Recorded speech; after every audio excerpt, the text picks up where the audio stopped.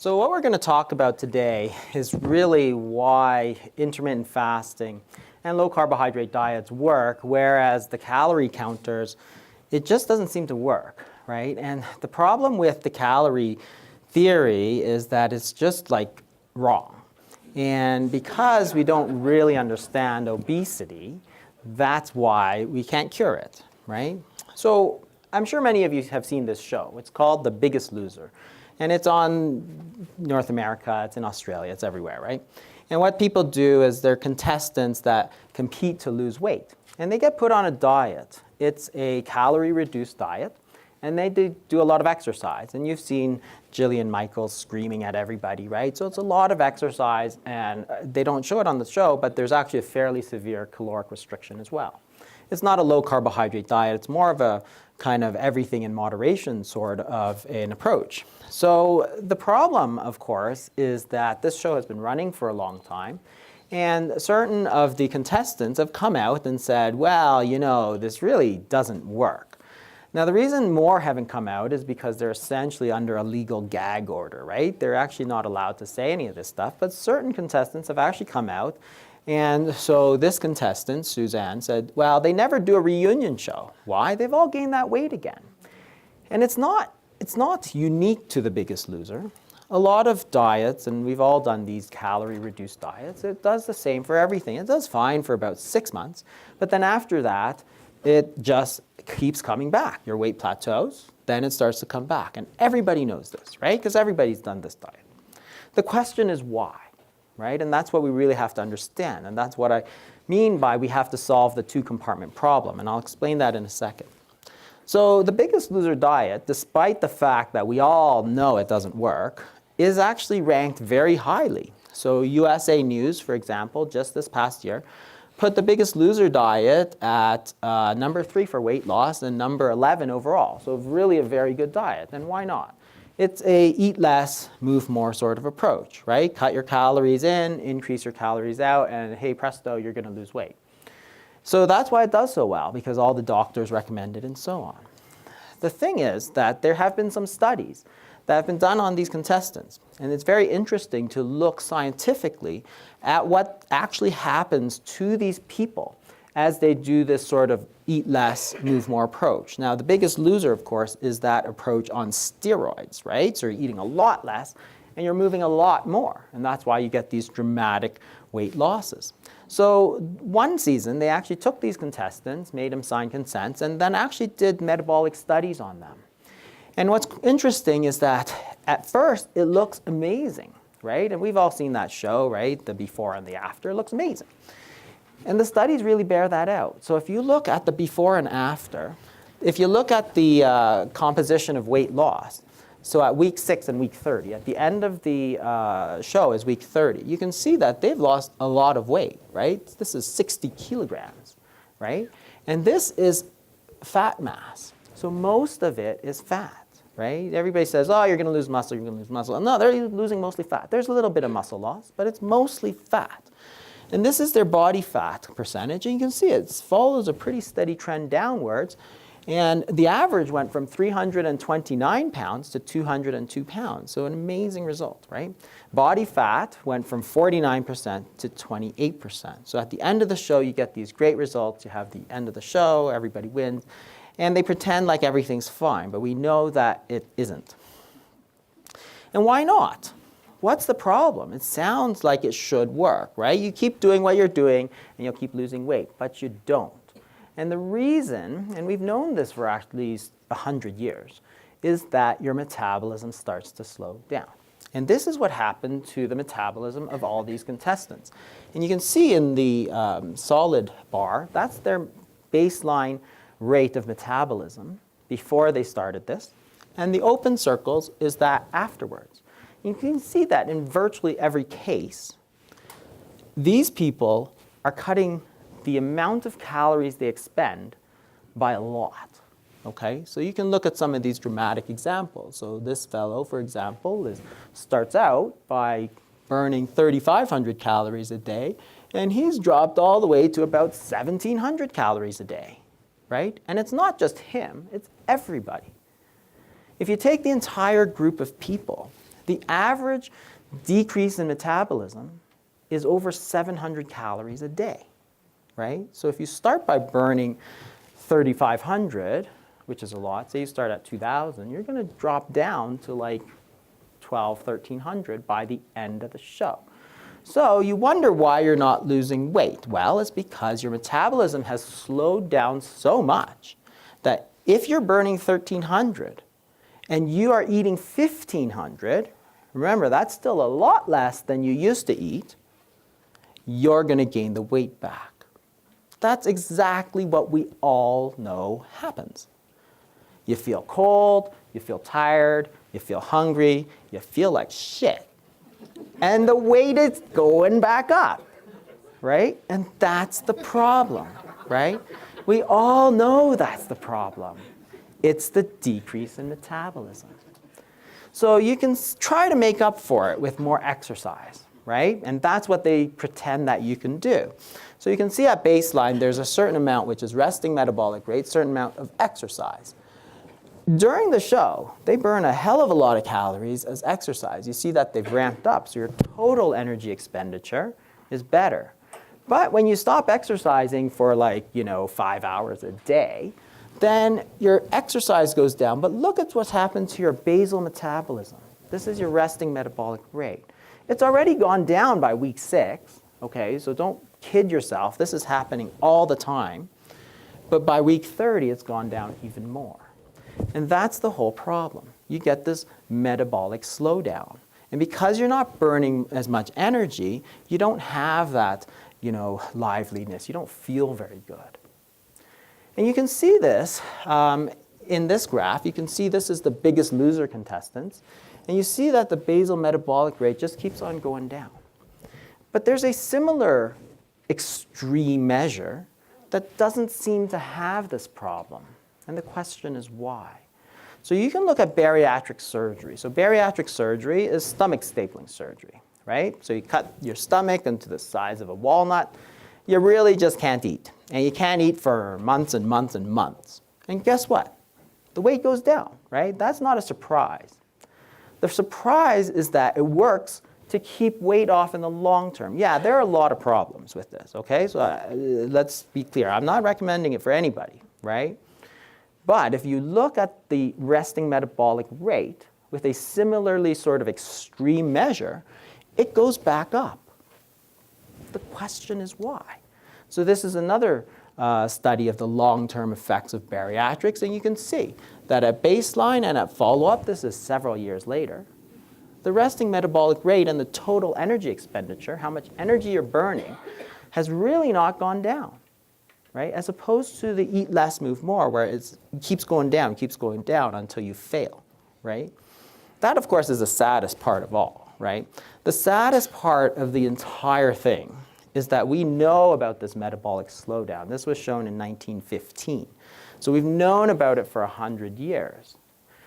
What I think is sad is that we give people this really horrific advice to eat less and move more. And then when they fail, we blame them for it, right? And that's basically you're blaming the victim. Because here's this poor fellow or poor lady who's victimized because they're suffering from obesity, from type 2 diabetes. You give them really bad advice, which you know is going to fail, because we've all done it. It fails every single time. And then when the weight goes back, you say, yeah, you should have listened to me better. You should have had more willpower. You shouldn't have eaten that bagel, or whatever it is you tell people, right? And that's really the saddest part of all, is that we try to pretend that the advice that we give is really good, and the failure lies with all of you, right? That doesn't make any sense, right? How can 40, 50% of the population be so morally bankrupt that they let this happen to them? Is it not more logical that the advice that we gave was just really crappy? That seems to me much more sensible.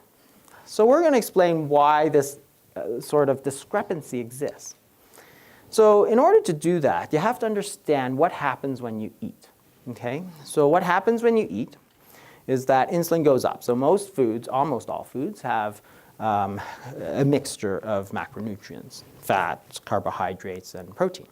So your insulin goes up to a varying degree. And insulin basically is the hormone that tells your body to store fat. So it stops your body from burning fat. You start to store some of the sugar and store some of the fat. Okay? And this is normal. This is a normal situation. So carbohydrates get turned into glycogen, which are chains of glucose. So chains of glucose in the liver is basically a storage form of sugar. Okay? And when you have too much of that, then your liver produces lipids, which is called de novo lipogenesis, and it basically stores fat. Okay? So when you don't eat, when you're fasting, so fasting is merely the absence of eating, your insulin levels fall. And that's a signal to start pulling some of that energy out, right? So you're going to start by pulling some energy out from the glycogen, which is your stored sugar, and you're going to pull some energy out of the stored fat. So you can think of it, the glycogen, like a refrigerator, right? You're storing food energy. And the reason it's like a refrigerator is that it's easy to access. So you can put food in easily. You can take food out easily, right? It's just food energy. And the fat is more like your freezer, okay? So you can store more of it, but it's in your basement. You know, it's hard to get to. It's hard to get out. It's hard to put in. So you generally prefer to use your refrigerator. And it's the same idea. You have two storage forms of energy. One easy to use and one not so easy to use. The refrigerator, though, has a limited capacity. So if you have too much stuff, you have no choice but to put it in your freezer. Now, the reason that the calories don't work is that they operate on what I call a one-compartment model. Okay? So that means they pretend that all your calories goes in to your body, and it's all the same. All your calories are the same. They're stored in one giant compartment, like this sink. And when it comes to taking out energy, it all comes out of the same thing, right? Therefore, if you follow this sort of very simplistic, incorrect model, what you see is that if you simply reduce the calories going in, you'll reduce your weight. And if you increase the calories out, you'll increase the rate. But the entire premise of this sort of calories in, calories out model is completely fictitious, because we know that's not what happens in the body. The body doesn't have some giant vat of calories, right? You can store sugar, you can store fat. It's not some giant vat of calories that's held somewhere in your liver, right? But that's what they all pretend it is.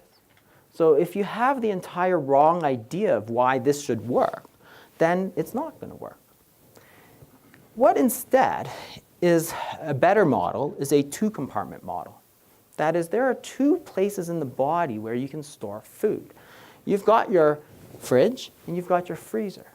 Your calories goes into your fridge, and your calories goes out from the fridge, because that's the easiest place it goes.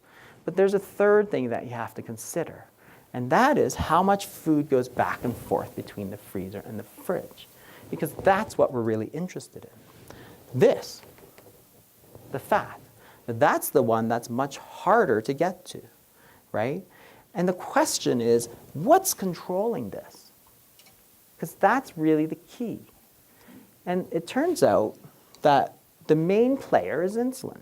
We know this because insulin inhibits lipolysis, right? What that means is it stops you from getting the fat coming out. That's its job. That's its normal job. So if you have a lot of insulin, right? So normally if you eat a huge meal, your insulin is high, it's going to tell the body to move all the storage in this way. If your insulin is very high, then you can't get the food back out this way. And that's the problem. So if you have a lot of insulin resistance, for example, which keeps your insulin levels very high, it's like that freezer is kind of locked away in the basement behind a locked, steel bar. You can't get at it. So what happens now when you start reducing your calories? If you start reducing your calories in and you can't get at your storage, what your body is simply going to do is reduce the calories out. That's what it does. right? Because it's not going to keep losing weight until you die. That's just ridiculous, right? So if you look at the Women's Health Initiative, which was a huge 50,000 person study, they reduced calories by 350 odd per day for like 7 years. And they estimated that people would lose 30 pounds. Women would lose 30 pounds per year, right? So in 7 years, they should have lost 210 pounds, right? Of course, that didn't happen. How much did they lose? Not even a single pound. It was ridiculous. Because what happened, of course, is that their body, if you're not affecting the insulin, you can't get at that fat. You're just going to reduce your calories out. And notice here, of course, that we're not breaking any laws of thermodynamics, right? Calories in, calories out. Yeah, you're accounting for all the calories. But what's important is the compartmentalization of energy, right? That's what we're talking about. Not the total energy, but where it goes, right? Because that's what we want to know. If you eat and you just burn it off, who cares? That'd be great. But if you eat and all of it goes into fat, well, now you care a lot, right? But it's not that calories are imbalanced. If you eat an extra 500 calories, your body burns it all off as fat, burns it all off as heat, yeah, who cares? You don't have any extra body fat. But if you get 500 extra calories, boom, the insulin is telling it all to shunt into here, well, that's a problem. And that's really the problem of the two-compartment syndrome. So if you look at what happens during fasting, what happens, because everybody worries about this, right? Oh, what about protein? You're burning your muscle, right? So this is a study by Kevin Hall from the NIH. And he basically looked what happens during fasting. And this is what happens, right? So for the first couple of days of fasting, what you see is that carbohydrate oxidation goes up. It goes way up, right? In other words, you're burning sugar.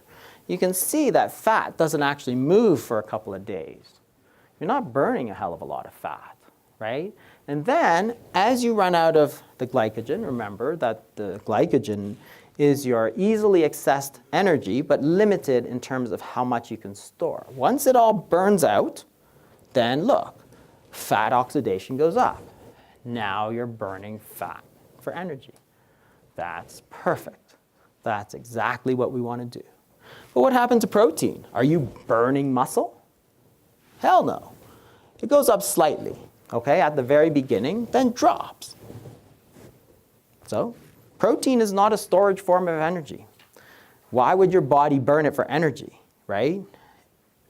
You hear this argument all the time. You're going to burn muscle, right? So it's ridiculous, right? Because you're telling me that the way we're designed is to store energy as fat, but when the chips are down, we'll burn muscle, right? Okay, like I don't think so, right? It's like if you have a wood-burning stove, you store firewood, right? Because you're going to burn it.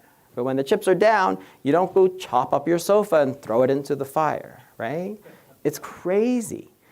The other thing that's ridiculous is that if you have repeated fast famine cycles, like cavemen might have had, for instance, so you store fat, burn muscle, right? So at the end of a few of these cycles, you're like one giant ball of 100% fat, right?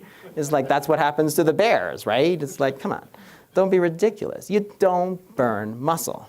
Protein, yes, you do need a certain amount of protein to maintain your lean protein, right? But it's not increased. That's my point. It's not that it's zero. There is some, right? But it's not increased in response to fasting. So the reason that I talk about fasting and low carbohydrate diets is that what it does very effectively, and probably more effectively than any other intervention, is it empties out that fridge, right? And remember, what you want to do is get rid of all that insulin too, right? Because now, if you don't have insulin telling your body to shunt all that energy into fat, now you can start to move your calories out this way, right? If you have a lot of insulin, so we do this, for example, if we give people exogenous insulin, they can't lose weight, right? Even if they fast, it's very hard because they can't access that fat. They just keep reducing their calorie expenditure. But the whole point is that fasting provides the easiest way. You get rid of all that glycogen, You get your insulin down so you can actually access your body fat, and there. And the whole thing is that why can't you fast, right? You know, I asked my son one time, a few years ago, you know, how do you lose weight? He was 6 or 7 at the time, and he goes, just don't eat. So easy, right? It's like, oh, how can you be so right about this point that has escaped like 99% of the world's doctors and dietitians, right? If you don't eat, you're going to lose weight. And here's the thing to understand. There's nothing wrong with it. That's the way we're built, right? That's the way lions are built. That's the way tigers are built. That's the way bears are built. That's the way we're built. We're built to withstand these repeated episodes where there's no food, right? Because back in the caveman days, there's no McDonald's, there's no refrigerator, there's nothing. There are times you're going to have nothing. That's why you have fat, right? That's the whole point. So one of the most ironic things is that this is what you hear all the time. Fasting is going to put you into starvation mode, right? This is actually very ironic because starvation mode refers to the idea that your metabolism slows to such an extent that you're going to regain weight, okay? So I've heard that before somewhere, right? That's exactly what happens when you try to reduce your calories, right? If you don't do anything about your insulin and just reduce your calories, your metabolism goes down. You're going into starvation mode. But what happens during fasting? Does it happen? Well, here's a study of 4 consecutive days of fasting, right? So this is in normal people, right? And what you see is that at the top, the weight goes down, right? So that's great. That's exactly what we expect to see. But what happens to your REE? This is this middle line here. That's the resting energy expenditure, right? That's your basal metabolism. It doesn't go down. It goes up, right? You're burning more energy than you did. Now, you might think, why is that so? Well, it makes a lot of sense because suppose, again, you're a caveman and there's nothing to eat. It's winter. There's nothing to eat, right? So if your body starts shutting down, then you're even less likely to find something to eat because you're tired. You can't go out there and hunt a woolly mammoth. You're tired, right? You need to sleep. So you're all gonna die like that, right? So your body is just not that stupid, right? Your body says, wow, you have nothing to eat. So I'm gonna give you energy. I'm gonna increase the amount of energy you're burning. And I'm gonna provide it from your fat stores because you need to go out and eat and fill up this refrigerator again, right? So that's exactly what you do. Otherwise, we wouldn't be here, right? It'd be like cockroaches and insects running the world. So what happens to your VO2, right? That's how much oxygen you can metabolize, right? Does it slow down? No. It goes up, right? Again, you have more capacity to do exercise, more energy. And why is that so? One, you're burning fat for energy, and your body's like, ooh, there's a lot of this, right? So there's plenty of it. Let's go. But the other thing you see is that the norepinephrine, so norepinephrine and epinephrine are called adrenaline or noradrenaline. So your body is actually providing you with a big kick in the pants to keep your energy expenditure high because that's what you need to do to survive. So insulin drops, which is one of the major things that we want to see. And your hormones, that's a hormonal, remember, obesity is a hormonal disease. It goes up. It's providing you the tools to burn fat. So there's no starvation mode. Actually, it's quite the opposite. It goes up. You can do something called alternate daily fasting, which is kind of 1 day of fasting, 1 off. And in these studies, it's not actually a full fast. So they still allow about 500 calories on those fasting days. So it's not even a true fast. But the calories are low enough that you still get the benefits. And if you look at the resting metabolic rate, which is the first line, you can see that from baseline to day 22, so a couple of weeks of alternate daily fasting, your resting metabolic rate really hasn't dropped. Your fat oxidation goes way up, right? So you're burning fat. You can't argue with that, right? You can measure these things. You're burning fat. Why? Because you have no carbohydrate to burn, right? Because you're clearing out that fridge, you're clearing out all that stored sugar and burning fat. That's great. That's exactly what we want to do. The other thing we talked a little bit about already is that you're going to burn muscle, right? And again, the idea is that you're going to burn protein to provide glucose, right? And this doesn't actually happen. And this has been known, again, for 20, 25 years. So if you look at urea is this big line here. So it's a breakdown product of protein. So you can see that you excrete a certain amount of nitrogen every day. You're also taking in a certain amount of nitrogen every day, right? This is under normal conditions. Now you fast people, like you just give them nothing to eat. Well, what happens? Well, there's virtually no urea coming out, right? Now there's nothing going in too, but what you notice is that you're not burning muscle, because if you're burning muscle, that urea should skyrocket, or at least be as high as this. So your body is actively conserving your protein, your muscle mass, right? And that's what happens during fasting. And you can do 70 days of alternate daily fasting, right? So 70 days is more than 2 and a bit months. And what you see is that if you measure fat mass and fat-free mass in this study, you can see that fat mass goes down very nicely from 43.5 to 38.1 kilos. And the fat-free mass, your lean mass, doesn't move at all.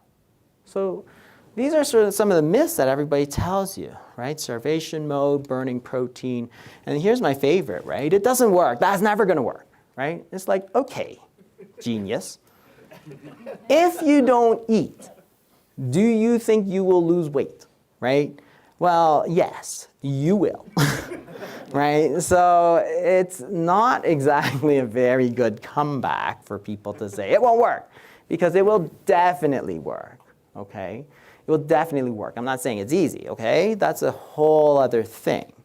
Can you do it? That's a separate question. I actually think that most people can do it. But if you are able to do it, yes, you will lose weight, right? And here's the thing.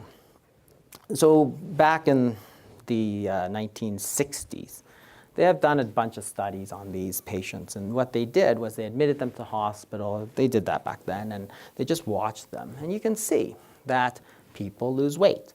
And here's the thing that I always say, people are goes, oh, how about women? Women shouldn't fast. Like, why not? Don't you think you'll lose weight? Yes, you will. Now, if you're underweight, then yeah, you shouldn't be fasting, right? You're going to get amenorrhea, you're going to get menstrual problems. But if you need to lose weight, yes, you will lose weight. And that's exactly what they found in all these studies. So you have men, they lose weight. Women, they lose weight, right? And what you can see that it's fairly steady. There's no kind of drop-off, right? There's no drop-off, that kind of dreaded weight plateau, because that's the whole problem with weight regain, is that we all plateau. And there's so many advantages to fasting that are just not available, in that it's completely different from most other diets which tell you what to do. Because this is really the opposite. It's something you don't do, right? So one of the biggest advantages is really that it's completely simple. You can explain it in like 2 seconds. And everybody understands intrinsically what it is, right? Now there are variations, right? There's fat fast, there's juice fast, there's water only fast, there's no water fast. There's all kinds of variations. But at its very core, it's easy to understand. And that's important, because if people don't understand what you're trying to do, they can't do it, right? It's free. Like, as much as I would love to always eat home-cooked meals and, long-simmered bone broth, the truth is that most of us sometimes don't have the time and don't have the inclination, don't have the money. If you want to eat grass-fed beef every day, it's going to cost you. If you want to eat organic all the time, it's going to cost you. I'm not saying that you shouldn't, but it's expensive. And some people just have no money. So I have people who write me from the Philippines, and they're like, I got all this stuff, and I can't afford anything. It's like, well, there is no cost. There's no cost at all. It's convenient, right? So again, you can cook all you want, but it takes time, right? It takes time. And sometimes you just don't have the time. But this one, there's no shopping, there's no preparation, there's no cooking, there's no cleanup, there's no eating, right? There's nothing. It's so convenient. Because again, the key is it's not something to do. It's something to not do, right? And that makes it completely different and something that you can add, something that's completely flexible, right? So it's not like, oh yeah, you need to eat 6 times a day, right? It's like, sometimes you just don't want to eat 6 times a day. Sometimes you're busy, right? Well, this is going to give you more time. You can put it in anywhere. You can do it tomorrow, and you can not do it the whole next week, and then do it again, right? You can do whatever you want. It's completely flexible. You can do it for 12 hours. You could do it for 12 days, right? It doesn't matter.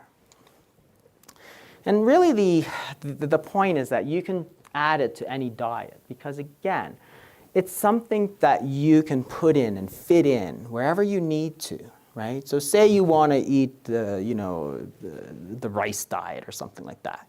You could still fast, right?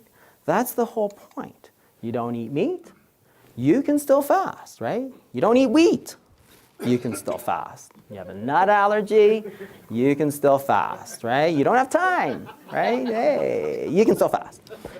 You don't have money, you can still fast. You're traveling all day, you can still fast, right? You don't cook, yeah, you can still fast, right? And probably the most important thing is that it really has unlimited power, right? And as a doctor, sometimes you get into these things where you want to do something and it's not strong enough, right? Well, you can just keep fasting until you get the results you see. As I said, if you don't eat, you will lose weight, right? It's almost impossible to not, right? Can you keep it up? That's a separate question, right? I'm not saying it's easy. I'm not saying that, you do have to have the proper medical supervision, especially if you're on medication and so on. But you could fast. You could fast. I have a 75-year-old who did like 30 days, right? He felt great, right? The world record is 382 days. You can keep going, right? And this is the whole point, is that this gives you options because it's not a diet. It's no diet. It's nothing, right? It's like Costanza. It's a show about nothing, right? There's a talk about nothing, right? George Costanza, so smart. That's the whole point, is that because it's the opposite, it gives you so much flexibility. And it has the ability to really free ourselves of the chains that bind us down, right? We have all these problems, right? The number one problem in the world today, right? You got heart attacks, you got cancer, you got strokes, you got diabetes, you got kidney disease, and it's all due to obesity. It's all due to diabetes. But yet, we have the ability to free ourselves from all of these modern afflictions, right? Only with the application of a technique they knew 5,000 years ago. The ancient Greeks were all about fasting, not for health. They didn't have a lot of obesity back then, but because it gave you energy, it gave you like mental focus, right? That's why they did it. And these involuntary periods of fasting eventually got taken out, right? As we started getting more reliable food, then religion started introducing periods of fasting, right? So if you look at any major religion in the world, they have periods of fasting. They have periods of feasting too, but it's balanced by periods of fasting, right? And remember that they're not trying to kill all their practitioners, right? They're not like, oh, you should fast, you'll die, haha. That's not it at all, right? They did it because there is something deeply intrinsically beneficial to the fasting, right? And it was always known, always. It's a cleanse, it's a detox, right? There's probably only one thing that the 3 most influential people in the history of the world agreed on, right? So the Prophet Muhammad, Jesus Christ, and Buddha. They all agreed on one thing, and that is fasting is very beneficial. It's uniquely beneficial. not only for the spirit, but also for your body. We need to clean ourselves out of this junk that accumulates, right? All this extra sugar, all the insulin, all the fat. We need to clean it out once in a while, right? It's a spring cleaning. That's all it is. And yet, with the application of this kind of ancient time-tested technique, we can break free of all this, right? You know, in the last century, we broke free of a lot of infectious diseases, right? Tuberculosis, pneumonia, and all this. And now all that replaced with was all these diseases. But we have the knowledge. We only have to apply it. And that's the most ironic part of all. We won't. But there's no reason why we won't. We've always been told by everybody that we have to do this. And yet, why do we not? My son knew it. Any questions? I have a couple of minutes left. We're going to take them at the end. Thank you very much.